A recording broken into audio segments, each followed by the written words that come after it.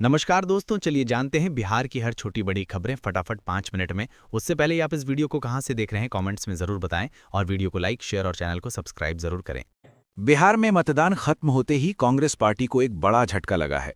राज्य इकाई के पूर्व अध्यक्ष और पूर्व केंद्रीय मंत्री शकील अहमद ने पार्टी छोड़ने का ऐलान कर दिया है। बिहार चुनाव पर बीजेपी सांसद मनोज तिवारी ने कहा, महागठबंधन ने पहले ही हार मान ली है। माफिया जिंदाबाद कहने वालों को कौन वोट देगा?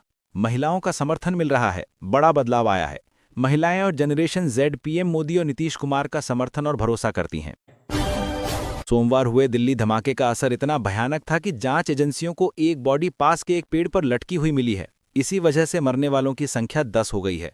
यह धमाका इतना शक्तिशाली था कि घटना के बाद पीड़ितों के बॉडी पार्ट्स वहां पर बिखरे मिले थे। इस वजह से कई शवों की अब तक पहचान नहीं हो पाई है।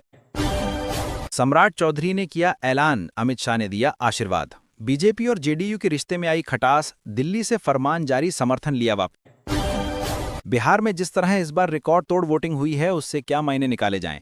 बिहार बदलाव के नाम पर वोट दिया है या नीतीश कुमार की महिलाओं को दी गई धनराशि ने खेल पलट दिया है? तेज प्रताप बोले, महुआ नहीं आते तो हम राघोपुर नहीं जाते, मर जाएंगे लेकिन आरजेडी में नहीं जाएंगे। तेज प्रताप की बातों से लगता है कि तेजस्वी से बहुत अधिक दुखी हैं। क्या बिहार की जनता इस दर्द पर मरहम लगाएगी और तेजू भैया महुआ से चुनाव जीत सकेंगे? बिहार चुनाव एग्जिट पोल 2025 के नतीजे आ जाने वाले हैं। एग्जिट पोल में ये अनुमान मिलेगा कि बिहार में किसकी सरकार बनने वाली है और कौन सी पार्टी या गठबंधन कितनी सीटें जीतने वाला है। बिहार में किसकी सरकार बनेगी, ये सबसे बड़ा सवाल बना हुआ है। नीतीश कुमार के नेतृत्व वाली एनडीए सरकार और तेजस्वी यादव के नेतृत्व वाले महागठबंधन में सीधा मुकाबला है। हालांकि इस बार जनस्वराज दल के उम्मीदवार भी मैदान में हैं। 2 फेज में वोटिंग के बाद अब 14 नवंबर को नतीजों का ऐलान होगा। इससे पहले मंगलवार को दूसरे फेज की वोटिंग हुई थी, जिसमें शाम 5 बजे तक 67% से ज्यादा मतदान हो चुका था। पहले फेज में भी रिकॉर्ड तोड़ 65% मतदान हुआ था, जिसमें महिलाओं ने पुरुषों के मुकाबले ज्यादा वोट दिया था। पहले फेज की वोटिंग में बिहार की 121 विधानसभा सीटों पर मतदान हुए थे, जबकि दूसरे फेज में 122 सीटों पर। बिहार में आज शाम को वोटिंग पूरी होने के बाद एग्जिट पोल के भी नतीजे जारी होने लगेंगे। यहां हम आपको एबीपी न्यूज के एग्जिट पोल के आंकड़े बताने जा रहे हैं। बिहार चुनाव को लेकर पोल डायरी के एग्जिट पोल में भाजपा को 87 से 95 सीटें मिलती दिख रही हैं, जेडीयू को 81 से 89, एलजेपीआर को 12 से 16, एचएएम को 5 से 6 और आरएलएम को 4 से 5 सीटें मिलने का अनुमान है। बिहार विधानसभा चुनाव के दूसरे चरण की वोटिंग खत्म हो गई है। इस चरण में 20 जिलों की 122 सीटों पर वोट पड़े हैं। अभी तक ताज़ा आंकड़ों के मुताबिक 67% से ज्यादा वोट पड़े हैं। हालांकि ये आंकड़ा 70 के पार जा सकता है। गृह मंत्री अमित शाह ने दिल्ली धमाके को लेकर फिर से बैठक की है। इन्होंने इसकी जानकारी एक्स पर दी है।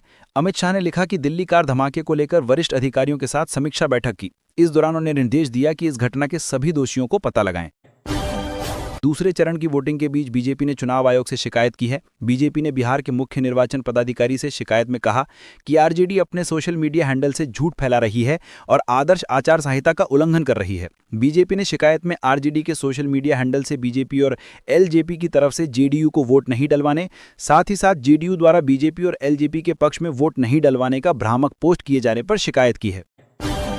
कटिहार से बीजेपी उम्मीदवार तारकिशोर प्रसाद ने कहा कि ये एग्जिट पोल ऐलान करने वाले नहीं हैं, क्योंकि हमारा मानना है कि जिस तरह से मुख्यमंत्री नीतीश कुमार ने 2005 के बाद बिहार को बदला है, लोग उससे प्रभावित हैं। कई तरह की छात्रवृत्तियां दी गई, नारी शक्ति में एक विश्वास जगाया गया। हमें बिहार के मतदाताओं पर भरोसा है, हमें अपने काम पर भरोसा है। माताएं बहनें वोट देने के लिए अपने घरों से निकली हैं। एनडीए निश्चित रूप से जीत का परचम लहराएगा।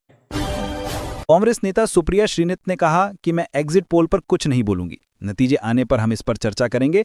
हालांकि बिहार सबक सिखाएगा, क्योंकि उसके वोट के अधिकार के साथ छेड़छाड़ की गई है। मुझे पूरा यकीन है कि महागठबंधन सरकार बनाएगा। बिहार के उप मुख्यमंत्री सम्राट चौधरी ने कहा कि मैं बिहार की जनता को धन्यवाद देता हूं। हमें पूरा विश्वास है कि बिहार की जनता ने एनडीए के पक्ष में 2/3 से अधिक बहुमत से मतदान किया है। वास्तविक रिपोर्ट एग्जिट पोल से अधिक होगी और हमारा मानना है कि हमारा वोट शेयर 50% के आसपास होगा।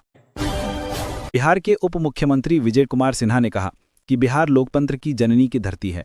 उस धरती पर रहने वाले लोगों ने राष्ट्र को एक संदेश दिया है।